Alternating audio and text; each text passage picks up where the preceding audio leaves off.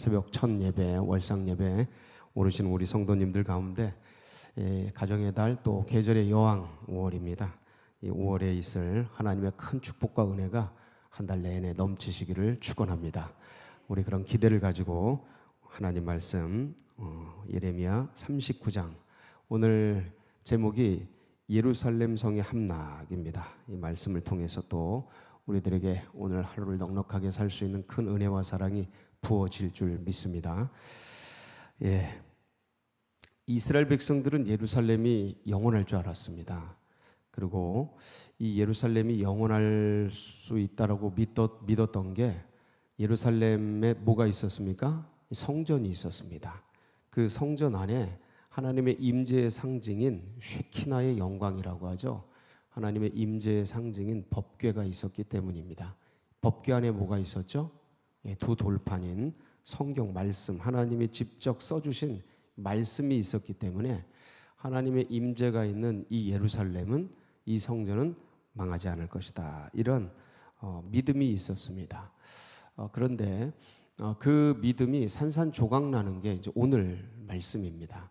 오늘 말씀이고, 이 주님께서 왜 이렇게 또 예루살렘을 함락시키고 무너뜨리고 이방인에게 내주시는가를 우리가 또 같이 생각을 하면서 오늘날 교회의 어려움은 왜 찾아왔는가를 다시 한번 우리가 기억하면서, 그렇다면 주님이 진짜 이스라엘을 버리시는가, 주님의 백성을 버리시는가? 그것은 아니죠. 지금 여기서 당하는 환난은 잠깐이고, 주님께서 우리에게 진짜 주시려는 건 뭡니까? 재앙이나 환난이 아니고 소망과 미래의 평안을 주시려는 주님의 거대한 프로젝트입니다. 그래서 주님의 백성은 주님 안에서 안전합니다. 잠깐 당하는 고난들은, 여러분, 이 고난을 통해서 우리가 더 깊어집니다. 그래서 이 고난은 우리를 연단하려는 하나님의 도구이지 목적이 아닙니다. 이 고난이 오는 건 이걸 통해서 주님과 우리가 더 깊어지고, 우리 안에 있는 비늘들이 벗겨지고, 우리 안에 있는 세속의 때들이, 세상의 어떤 추구들, 이방인의 풍속 속에서 있었던 과거의 습성들이죠. 이스라엘이 애굽에서 있었던 그 노예 근성들, 세속에서 쌓여 있던 그런 것들을 벗겨내는 과정이지 이 자체가 목적이 아닙니다. 그래서 그걸 벗기고 주님과 더 깊은 관계, 영과 영이 교제하는, 그래서 이 세상이 아니라 주님, 영의 세계가 더 기쁘고 아름답고 우리에게 진정한 세계라는 것을 알고 누리고 또 그것을 기뻐하며 살아갈 수 있는 그런 믿음의 사람 되게 하려고 이런 시간들을 우리에게 주시는 겁니다. 그래서 오늘 이 말씀을 통해서 이 기쁨이 다시 회복되어지는 복된 시간 되시기를 축원합니다. 1절 한번 보실까요? 유다의 시드기야 왕의 제9년 열째 달에, 유다의 시드기야 왕 11년에 예루살렘이 이제 멸망하게 됩니다. 지금 다른 데는 다 무너졌고요. 예루살렘 성 하나 남아 있는 겁니다. 그래서 포위가 돼 있고요. 이제 9년 열째 달이니까 한 1년 6개월 뒤에 이제 이 성이 이제 무너지게 되겠죠. 한번 보시겠습니다. 바벨론의 느부갓네살 왕과 그의 모든 군대가 와서 예루살렘을 에워싸고 치더니, 바벨론은 그 당시에 고대 중군동을 장악하고 제국으로 발돋움했던 이제 아수르를 무너뜨리고, 그래서 이제 전체 제국을 형성한 가장 강력한 나라였습니다. 근데 이런 강력한 나라가 이스라엘을 이제 쳐들어온 거죠. 그래서 이때 예레미야는 계속해서 화친을 맺어라, 싸우지 말아라, 반항하지 말아라, 백기를 들고 투항해라, 그래야 산다, 그래야 덜 맞는다, 이 얘기를 계속했는데, 그러나 시드기야는 대항해서 싸우죠. 그래서 이제 굳게 성을 닫아 걸고, 지금 이제 바벨론은 주위에서 포위를 한 채 공성전을 펼치는데 예루살렘 성이 만만하지가 않습니다. 거의 800m 넘는 고산지대에 그 바위돌 투성 위에 성을 쌓은지라 아무리 뛰어난 장수들로 무장한 바벨론이라 할지라도 그냥은 점령을 못하는 거예요. 그래서 1년 6개월이 걸리는 거예요. 오랜 세월이 걸리는데 에워싸고 치더니, 그렇지만 안에 있는 사람들은 이 당시에 이제 자기 대변을 먹고 소변을 먹고 애를 잡아먹고 이제 그런 일들이 생기죠. 다 이제 보급이 차단되고 밖에서 이제 뺑 둘러서 고사 작전을 하고 있으니까 굉장히 그 내부에 있는 식량이나 물이나 이게 이제 한계가 있기 때문에 그런 일들이 생기게 됩니다. 2절 시드기야의 제 11년 넷째 달 아홉째 날에 성이 함락되니라. 예루살렘이 함락되며 이제 무너지게 되죠.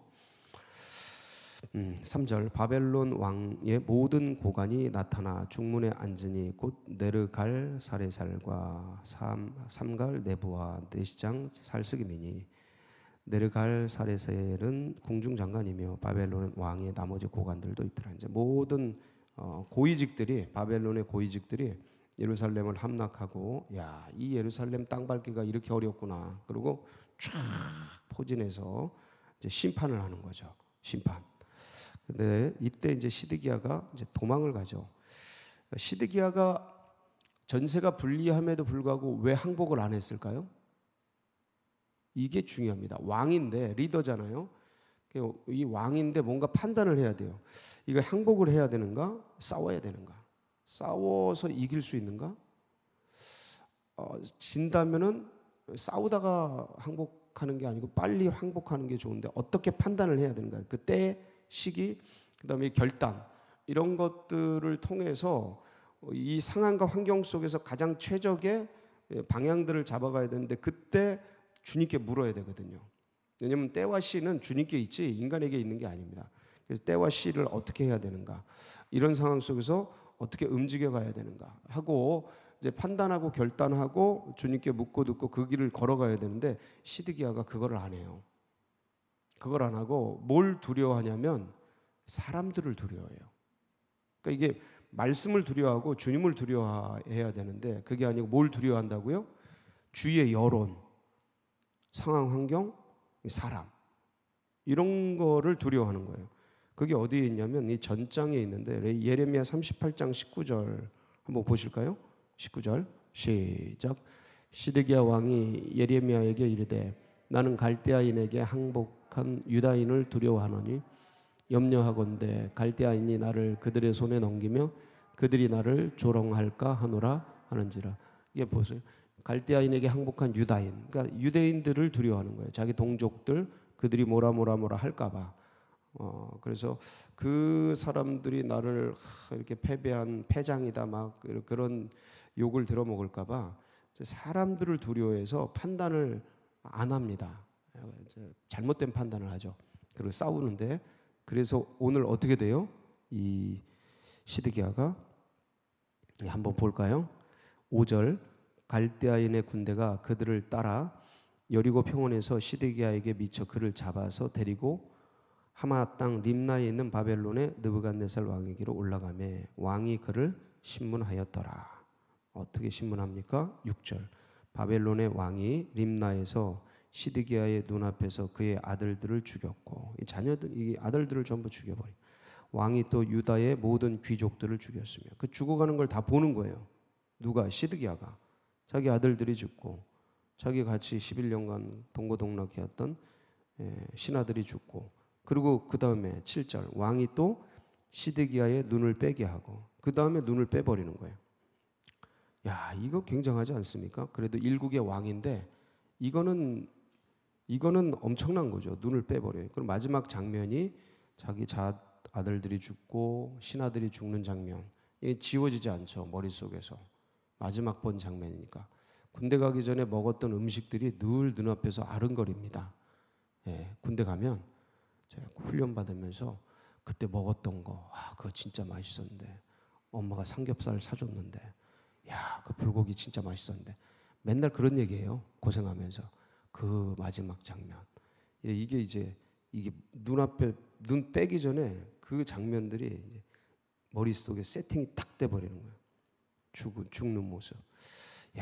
이게 비참한 거죠. 눈을 빼게 하고 그리고 바벨론으로 옮기려고 사슬로 결박하고. 이 무슨 굴비 엮듯이 왕을 그래도 일국의 왕인데 그렇게 결박해버리고 질질질 끌고 갑니다. 이 바벨론까지 끌고 가요. 그리고 이제 갈대아인들이 왕궁과 백성의 집을 불사르며 전부 이제 불사르고 예루살렘 성벽을 헐었고 예루살렘이 무너지는 거죠. 사령관 느부사라단이 성중에 남아 있는 백성과 자기의 항복한 자와 그 외에 남은 백성을 잡아 바벨론으로 옮겼으며. 그래서 남은 자들은 누굽니까? 10절입니다.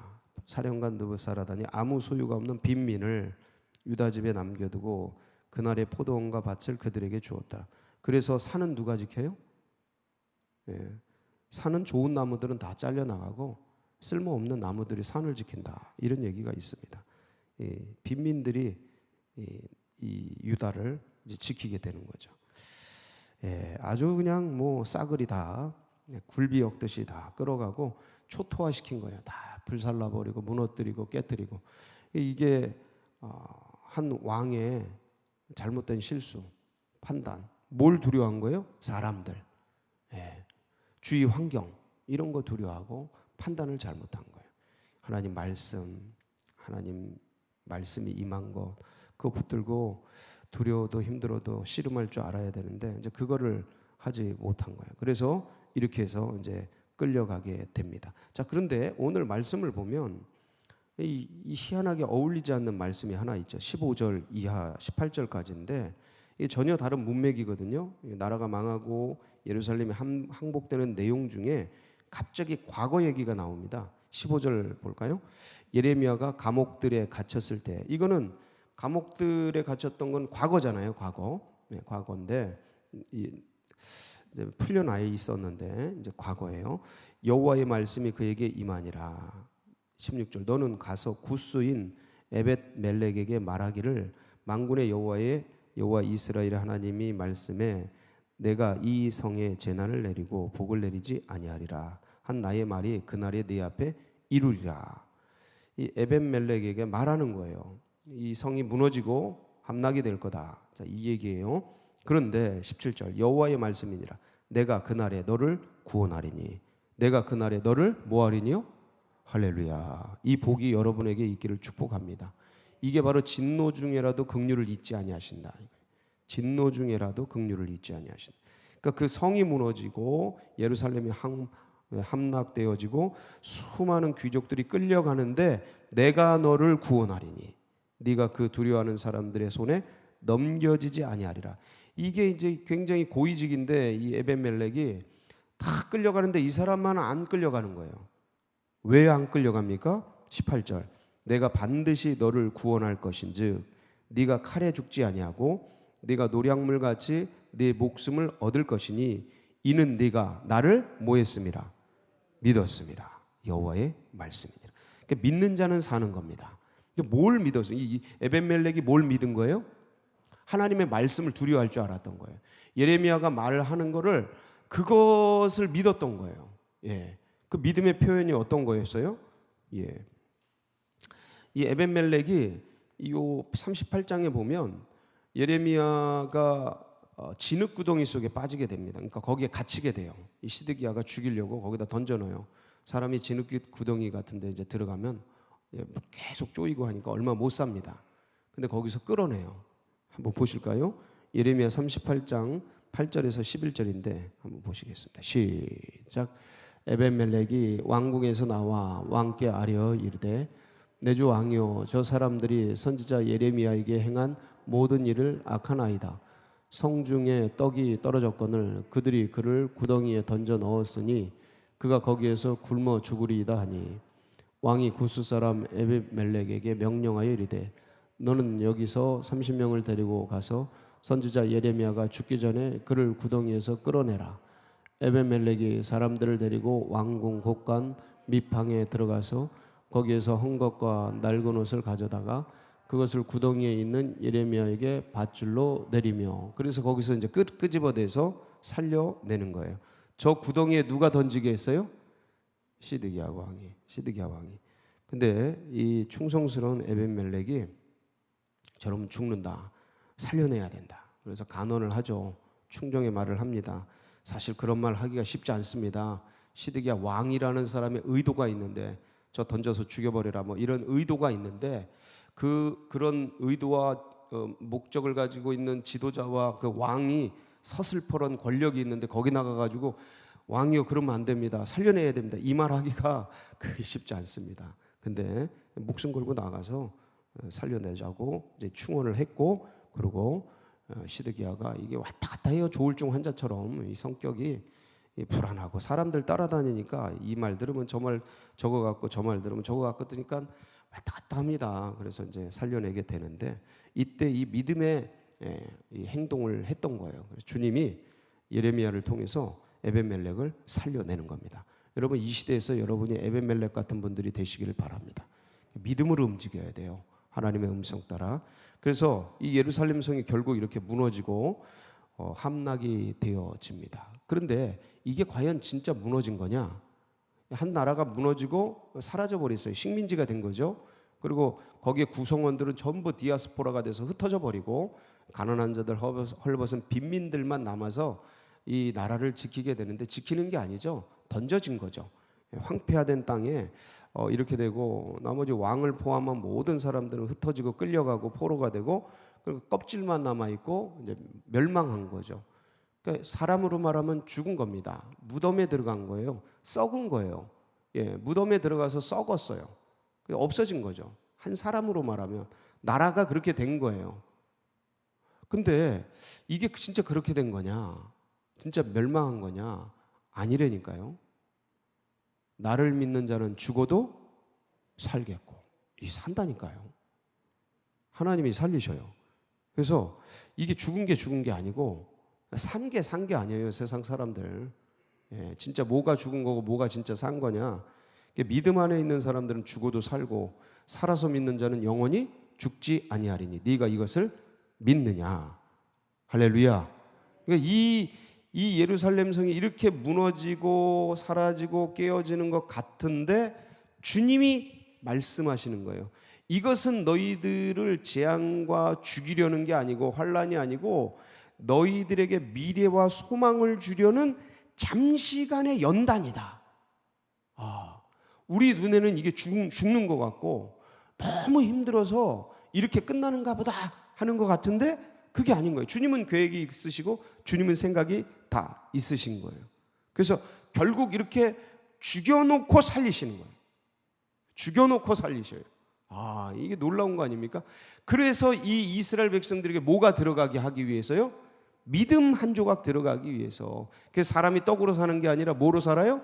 믿음으로, 말씀으로, 은혜로 사는 백성, 영으로 사는 백성인 것을, 그런 것을 다스리는 하나님이신 것을 알게 하려고. 이게 이상하게 알았다가도 세대가 지나고 흘러가면 좀 부유해지면 거품이 껴요. 어제도 그 베드로 회복이 되니까 거품 끼는 거 보셨죠? 마음에 거품이 껴요.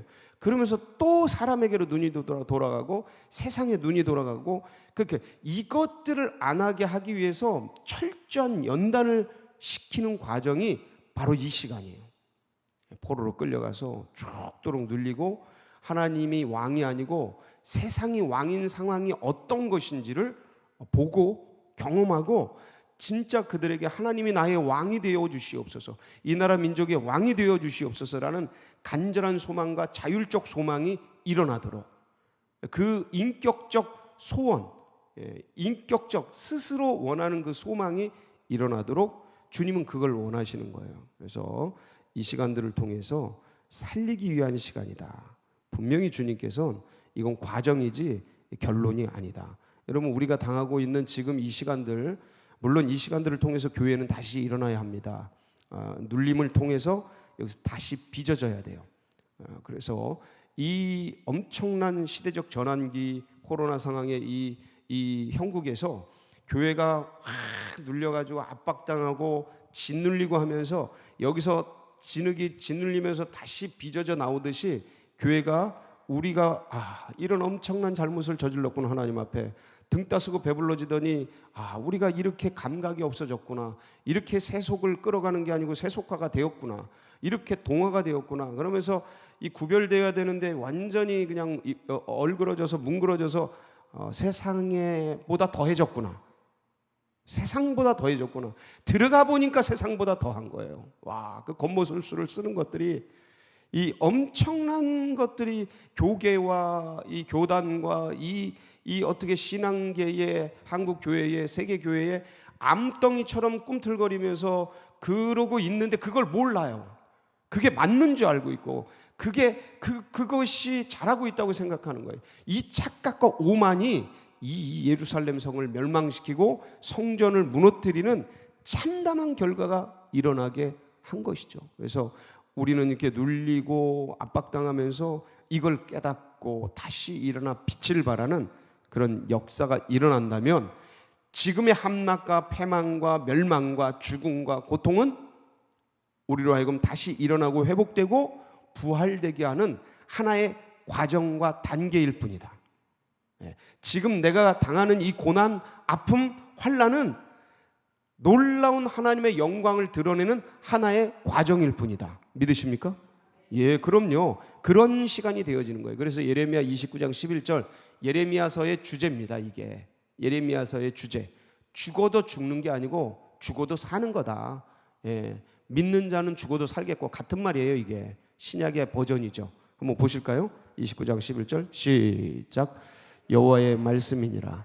너희를 향한 나의 생각을 내가 아나니 평안이요 재앙이 아니니라. 너희에게 미래와 희망을 주는 것이니라. 아멘이십니까? 아멘. 그런데 이게 그냥 되지 않습니다. 그렇지만 너희는 내게 와서 부르짖으라. 그래서 내가 네게 놀라운 영광을 보여주리라 말씀하시는 겁니다. 오늘 이 시간이 주님의 영광을 보고 주님의 비전과 꿈을 보고 소망을 갖는 복된 시간이 되도록 전심으로 부르짖어 주님 앞에 나아가는 은혜의 시간 되시길 축복합니다. 같이 기도하시겠습니다. 예, 이런 비전과 이런 꿈 우리 교회 또 다음 세대들 새가족들 가슴속에 새겨지고 이 복음이 세계 열방과 이 나라 민족 복음화와 세계 복음화를 위해서 쓰여지더래 우리 특별히 서울제일교회가 마중물 역할 감당하도록 그래서 주님의 마음과 꿈을 이루어드리고 시원케 해드리는 기쁘시게 해드리는 우리 교회 우리 성도들 정말 다시 복음의 세계를 여는 아름다운 교회 역사를 일으키도록 기도해 주시고 여러분 각자의 기도 제목 붙들고 우리 주여 한번 부르고 기도하며 나갑니다. 부르짖습니다.